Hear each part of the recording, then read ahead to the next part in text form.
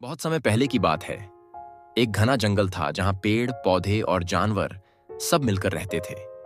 उस जंगल में एक छोटा जादुई गांव भी था, जहां सिर्फ परियां और जादुई जीव रहते थे। इस गांव की सबसे खास बात थी वहां का जादुई तालाब। इस तालाब का पानी इतना शुद्ध और पवित्र था कि जो भी उसकी एक बूंद पी लेता, उसके दिल की सारी बुरी भावनाएं खत्म हो जातीं। जंगल के किनारे एक शेर रहता था, जिसका नाम सिंह था। सिंह बहुत शक्तिशाली था, पर उसके मन में हमेशा क्रोध और घमंड भरा रहता था। उसे हमेशा लगता था कि वह सबसे अधिक ताकतवर है और इस कारण वह दूसरों का अपमान करता था। एक दिन शेर की मुलाकात जंगल के एक बूढ़े हाथी से हुई।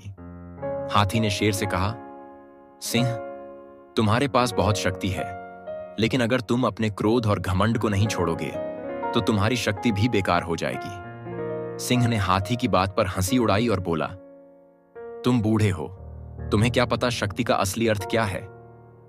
कुछ दिनों बाद शेर ने एक सुंदर मोर को देखा जो जादुई गांव से आया था। मोर ने शेर से कहा, सिंह, अगर तुम सचमुच सबसे शक्तिशाली बनना चाहते हो तो तुम्हें जादुई तालाब के पानी का एक घूंट पीना चाहिए।